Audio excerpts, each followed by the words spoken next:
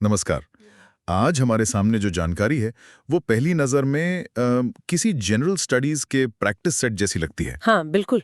मतलब एक तरफ उस्ताद अमजद अली खान है तो दूसरी तरफ खो खो के नए नियम। सही कहा। एक पन्ने पर संविधान का अनुच्छेद है तो अगले पर विटामिन की कमी से होने वाली बीमारियां। बिल्कुल बेतरतीब सा लगता है। तो आज हमारा मकसद सिर्फ इन फैक्ट्स को दोहराना नहीं है। हाँ। हम ये देखने की कोशिश करेंगे कि क्या इस बिखरी हुई जानकारी में कोई छिपी हुई कहानी है। अच्छा, मतलब इन अलग अलग धागों को जोड़कर भारत की कोई दिलचस्प तस्वीर बनाने की कोशिश। हाँ, क्या ये मुमकिन है? चलिए इसी की पड़ताल करते हैं। जरूर। और मुझे लगता है ये मुमकिन है। ये जो ऊपर से अलग अलग विषय दिखते हैं ना, ये असल में एक ही माला के मोती हैं। आप देखेंगे कि कैसे एक कलाकार की साधना, एक खिलाड़ी का जुनून और संविधान बनाने वालों की दूरदर्शिता सब कहीं ना कहीं आपस में जुड़े हुए हैं। तो कहाँ से शुरू करें? कला और संस्कृति से करते हैं, क्योंकि वहां हमें इंसानी काबिलियत के कुछ बेहतरीन उदाहरण मिलते हैं। ठीक है, तो सबसे पहले सरोद सम्राट उस्ताद अमजद अली खान। हमारे पास जो जानकारी है उसमें उनके पद्म पुरस्कारों का जिक्र है। पद्मश्री, पद्म भूषण और पद्म विभूषण। हाँ, 1975, 1991 और 2001 में। लेकिन एक बात मुझे बहुत अनोखी लगी। 20 अप्रैल 1984 को अमेरिका के मैसाचुसेट्स राज्य ने उनके सम्मान में एक दिन ही समर्पित कर दिया। वाकई, ये तो किसी भी भारतीय कलाकार के लिए बहुत बड़ा सम्मान है। बहुत बड़ा। ऐसा क्यों हुआ होगा? ये बहुत अच्छा सवाल है। देखिए, ये सिर्फ एक सम्मान नहीं है, ये सांस्कृतिक कूटनीति की ताकत का सबूत है। अच्छा। ये दिखाता है कि भारतीय शास्त्रीय संगीत की जो अपील है वो कितनी यूनिवर्सल है। वो सरहदों के पार जाकर लोगों के दिलों को छू सकती है। और ये उस दौर की बात है जब शायद भारत की छवि कुछ और ही थी दुनिया में। बिल्कुल। उस दौर में ऐसे कलाकार दुनिया को भारत की हजारों साल पुरानी समृद्ध विरासत की याद दिला रहे थे। हाँ। और इसी से जुड़ी एक और जानकारी है कि इन्होंने 2014 में रागा फॉर पीस के लिए नोबेल पुरस्कार समारोह में भी परफॉर्म किया था। शांति के सबसे बड़े मंच पर शांति का राग। कमाल है। हाँ। और शहनाई के जादूगर उस्ताद बिस्मिल्लाह खान के बारे में भी एक ऐसी बात है। उनका पहला पब्लिक परफॉर्मेंस तो 1937 में कोलकाता में हुआ था।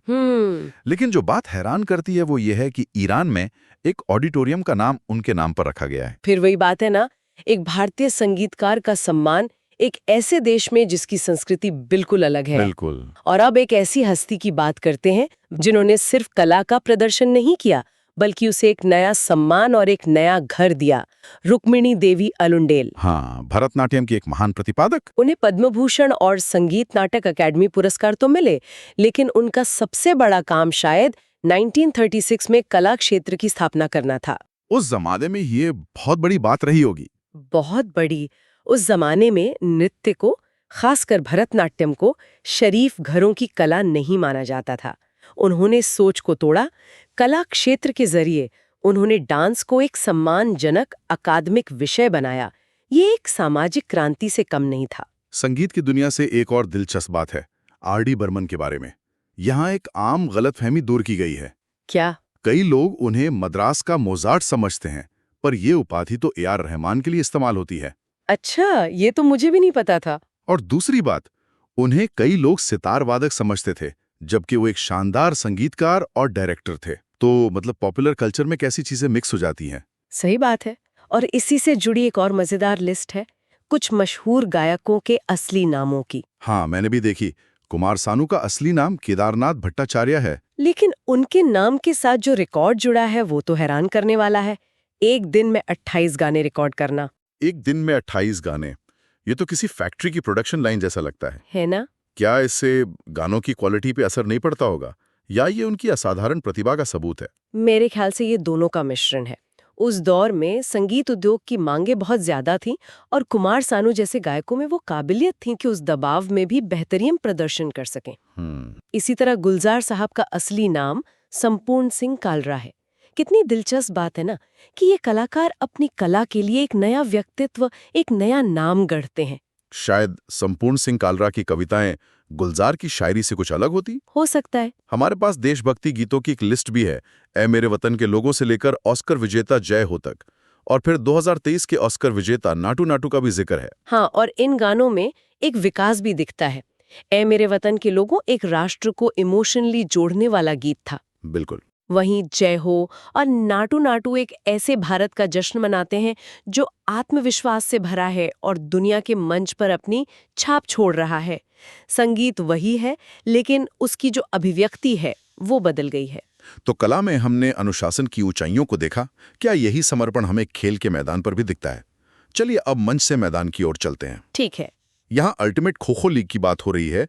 पहला सीजन 2022 में पुणे में हुआ था। और यहाँ एक बहुत जरूरी बदलाव का जिक्र है। मैदान का आकार छोटा कर दिया गया और हमलावर टीम में खिलाड़ियों की संख्या कम कर दी गई। हाँ, ऐसा क्यों किया गया? ताकि खेल तेज हो, ज्यादा एक्शन से भरपूर हो और टीवी पर देखने में ज्यादा रोमांचक लगे। ये बिल्कुल वैसी ही स्ट्रैटेजी है जैसी हमने क्रिकेट में T20 के आने के साथ देखी। अच्छा, मतलब पारंपरिक खेलों को नए दर्शकों के लिए पैकेज करना। बिल्कुल, एक सोची समझी कोशिश है। और इसी कोशिश का अगला बड़ा कदम है 2025 में पहला खो-खो विश्व कप, जो नई दिल्ली में होगा। ये तो बहुत बड़ी खबर है। बहुत बड़ी। एक पारंपरिक भारतीय खेल अब ग्लोबल मंच पर जा रहा है। और इससे बड़ा बनाने के लिए हर कोशिश हो रही है। हाँ, उपराष्ट्रपति इसका उद्घाटन करेंगे, सलमान खान ब्रांड एम्बेसडर है और टैगलाइन देखिए, द वर्ल्ड गोज खो। द वर्ल्ड गोज खो। ये सिर्फ एक टूर्नामेंट नहीं है, ये एक महत्वाकांक्षा है। ये भारत की सॉफ्ट पावर को खेल के जरिए दुनिया तक पहुंचाने का एक जरिया है। एक तरफ ये बड़े-बड़े आयोजन हैं और दूसरी तरफ व्यक्तिगत साहस की कहानियां, जैसे मिहिर सेन। हाँ, 1958 में इंग्लिश चैनल तैरकर पार करने वाले पहले भारतीय। और आरती साहा ऐसा करने वाली पहली एशियाई महिला थी। या फिर बछेंद्री पाल, जो 1984 में माउंट एवरेस्ट पर चढ़ने वाली पहली भारतीय महिला बनी। और इन उपलब्धियों को आज के संदर्भ में देखना बहुत जरूरी है। ये उस दौर में हुआ जब कोई बड़ी स्पॉन्सरशिप नहीं थी, कोई आधुनिक ट्रेनिंग की सुविधाएं नहीं थी। सही बात है। ये सिर्फ और सिर्फ इंसानी इच्छा शक्ति और दृढ़ संकल्प की जीत थी। संतोष यादव का 2 बार एवरेस्ट पर चढ़ना या रीना कौशल का दक्षिणी ध्रुव पर पहुंचना, ये सब उसी हिम्मत की मिसालें हैं। यह हमें याद दिलाता है कि बड़े सिस्टम और लीग अपनी जगह हैं, लेकिन खेल की आत्मा आज भी व्यक्तिगत जुनून में बसती है। तो ये खिलाड़ी और कलाकार देश का नाम रोशन करते हैं, लेकिन देश को चलाने के लिए एक व्यवस्था, एक ढांचा चाहिए। चलिए अब इसी व्यवस्था की जड़ों में चलते हैं और भारत के शासन, कानून और इतिहास को देखते हैं। जरूर। और यहाँ सबसे पहला जिक्र लोकपाल का है, जिसे बनाने की सिफारिश प्रशासनिक सुधार आयोग ने की थी। लेकिन दिलचस्प बात यह है कि पहला लोकपाल बिल संसद में 1968 में पेश हुआ था। और भारत को अपना पहला लोकपाल मिला 2019 में, जस्टिस PC घोष। 50 साल से ज्यादा का सफर। हाँ, ये दिखाता है कि हमारे लोकतंत्र में सुधार की प्रक्रिया कितनी धीमी है, जटिल है, लेकिन अंत में संभव है। व्यवस्था में एक और बड़े बदलाव का जिक्र है, योजना आयोग की जगह नीति आयोग का बनना। जनवरी 2015 में इसकी स्थापना हुई। और इसके अध्यक्ष हमेशा प्रधानमंत्री होते हैं। तो क्या ये सिर्फ नाम का बदलाव था या इसके पीछे कोई गहरी सोच थी? नहीं, ये सिर्फ नाम का बदलाव नहीं था। ये गवर्नेंस के पूरे दर्शन को बदलने की कोशिश थी। कैसे? इसे ऐसे समझिए, योजना आयोग टॉप डाउन मॉडल पर काम करता था। मतलब दिल्ली में बैठे लोग पूरे देश के लिए योजनाएं बनाते थे। ठीक है। नीति आयोग को बॉटल अप सोच के साथ बनाया गया है। मतलब अब योजनाएं राज्यों और जिलों की जरूरतों को सुनकर बननी चाहिए। यहाँ केंद्र और राज्य सरकारें एक टीम की तरह काम करने की कोशिश करती हैं। इसी को सहकारी संघवाद कहते हैं। ये तो बहुत बड़ा वैचारिक बदलाव है और संविधान से जुड़ा एक बहुत ही खूबसूरत अनुच्छेद है 350 क। हाँ, ये कहता है कि हर राज्य को कोशिश करनी चाहिए कि वो प्राइमरी लेवल पर बच्चों को उनकी मातृभाषा में शिक्षा दे। अगर हम इसे पहले वाले हिस्से से जोड़े जहां हम कला और संस्कृति की बात कर रहे थे, बिल्कुल, इसका महत्व और बढ़ जाता है। जिस देश में सैकड़ों भाषाएं और बोलियां हों, वहां मातृभाषा में शिक्षा देना सिर्फ पढ़ाई का माध्यम नहीं है। ये तो संस्कृति को जिंदा रखने का एक तरीका है। बिल्कुल, ये उस विविधता का सम्मान है जो भारत की असली पहचान है। अब जरा आधुनिक भारतीय इतिहास के कुछ अहम पड़ावों पर नजर डालते हैं। 6 अप्रैल 1919 महात्मा गांधी ने रॉलेट एक्ट के खिलाफ अहिंसक विरोध का आह्वान किया। हाँ, वो एक्ट जिसने सरकार को बिना मुकदमे के किसी को भी जेल में डालने का अधिकार दे दिया था। और इसी घटनाक्रम ने एक ऐसी दुखद घटना को जन्म दिया जिसने पूरे देश को हिलाकर रख दिया। 13 अप्रैल 1919 का जलियांवाला बाग हत्याकांड। इसके बाद असहयोग आंदोलन शुरू हुआ, जिसे कांग्रेस ने दिसंबर 1920 के नागपुर अधिवेशन में अपनाया। ये ब्रिटिश शासन के खिलाफ पहला अखिल भारतीय जन आंदोलन था। एक रणनीतिक बदलाव था ये। हाँ, अब आजादी की लड़ाई सिर्फ कुछ नेताओं तक सीमित नहीं थी, बल्कि आम जनता को उससे जोड़ा जा रहा था। लेकिन फिर 4 फरवरी 1922 को चौरी चौरा की हिंसक घटना हुई और गांधी जी ने आंदोलन वापस ले लिया। ये फैसला आज भी बहस का विषय है। बिल्कुल। गांधी जी के लिए अहिंसा का सिद्धांत किसी भी राजनीतिक लक्ष्य से बड़ा था। उनके इस फैसले से कई नेता सहमत नहीं थे। और इसी असहमति से 1923 में स्वराज पार्टी का जन्म हुआ। मोतीलाल नेहरू और चित्तरंजन दास का मानना था कि हमें काउंसिल्स का बहिष्कार करने के बजाय उनके अंदर जाकर सरकार की नीतियों का विरोध करना चाहिए। तो मतलब हर घटना अगली घटना को जन्म दे रही थी और स्वतंत्रता संग्राम की रणनीति लगातार बदल रही थी। बिल्कुल। इतिहास तो इंसानों ने बनाया, लेकिन ये सब कुछ जमीन पर होता है, उस धरती पर जो हमारा पेट भरती है।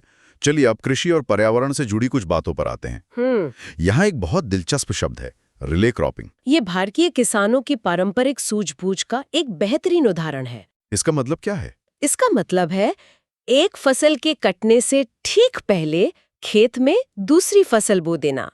इससे जमीन कभी खाली नहीं रहती, नमी का पूरा उपयोग होता है और किसान कम समय में ज्यादा उपज ले पाता है।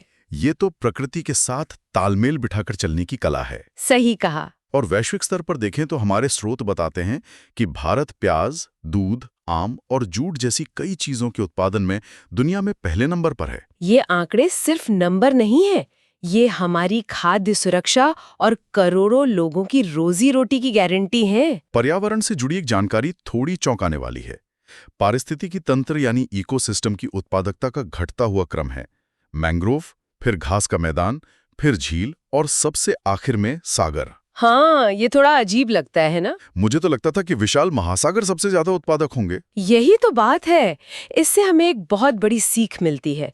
विशालता और उत्पादकता एक ही चीज नहीं है। मतलब? महासागर अपने विशाल आकार के बावजूद पोषक तत्वों की कमी के कारण एक खूबसूरत रेगिस्तान जैसा हो सकता है, जबकि एक छोटा घना मैंग्रोव जंगल जीवन का एक पावर हाउस होता है, क्योंकि वहाँ पोषक तत्वों का घनत्व बहुत ज्यादा होता है। अच्छा, तो साइज नहीं, कॉन्सेंट्रेशन मैटर करता है। बिल्कुल। आर्थिक विकास से जुड़ी मेक इन इंडिया योजना का भी जिक्र है, जिसे 2014 में शुरू किया गया था, और साथ ही सतत विकास यानी सस्टेनेबल डेवलपमेंट। हाँ, सतत विकास शब्द पहली बार 1987 के ब्रंटलैंड रिपोर्ट में आया था।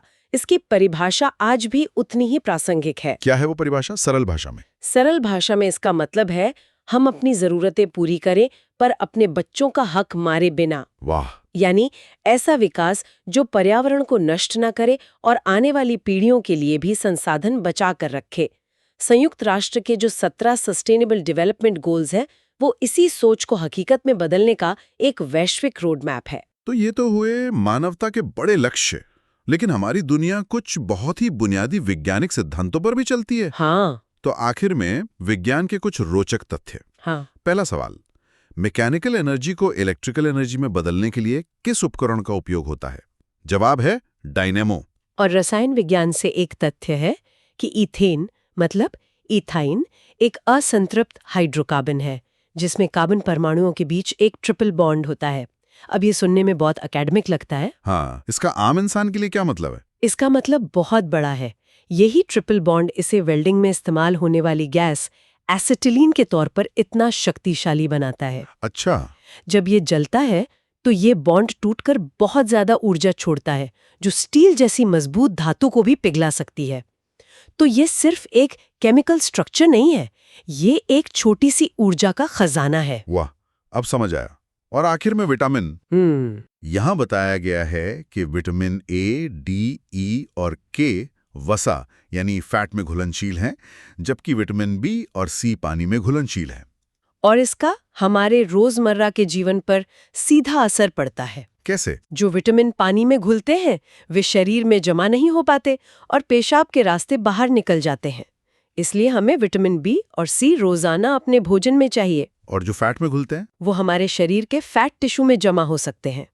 इसलिए अगर इन्हें जरूरत से ज्यादा लिया जाए तो ये जहरीले भी हो सकते हैं। अच्छा। और एक सीधी सी बात जो हर किसी को पता होनी चाहिए, विटामिन डी की कमी से बच्चों में रिकेट्स यानी सूखा रोग होता है, जिससे हड्डियां कमजोर हो जाती हैं। तो एक तथाकथित सामान्य ज्ञान के प्रैक्टिस सेट से शुरू करके हमने संगीतकारों के असली नामों से लेकर खो-खो विश्व कप तक का सफर तय कर लिया। हाँ, और संविधान के वादों से लेकर वेल्डिंग की गैस के पीछे के विज्ञान तक भी पहुंच गए। और इस सफर में हमने देखा कि कैसे हर तथ्य एक बड़ी कहानी का हिस्सा है। बिल्कुल, कैसे रुक्मिणी देवी का कला क्षेत्र और संविधान का अनुच्छेद 350 क दोनों ही भारत की सांस्कृतिक विरासत को बचाने की कोशिश कर रहे हैं, या कैसे खो-खो विश्व कप की महत्वाकांक्षा और मेक इन इंडिया का लक्ष्य दोनों ही एक नए आत्मविश्वास से भरे भारत को दर्शाते हैं। बिल्कुल।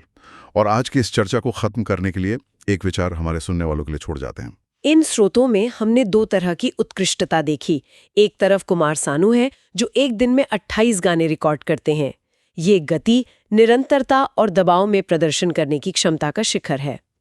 दूसरी तरफ बछेंद्री पाल है जो सालों की तैयारी के बाद माउंट एवरेस्ट की चोटी पर पहुंचती हैं। ये धैर्य, सहन शक्ति और एक बड़े लक्ष्य को साधने का प्रतीक है। दो बिल्कुल अलग तरह की महानता एक क्षेत्रों में इंसानी क्षमता की सीमाओं को चुनौती देते हैं। तो आज की इस तेज रफ्तार दुनिया में जहां हम अक्सर किसी एक तरह की सफलता पर जोर देते हैं, क्या इन अलग-अलग तरह की महान उपलब्धियों के पीछे कोई ऐसा साझा सूत्र हो सकता है जो हम सभी को प्रेरित कर सके? इस पर सोचा जा सकता है।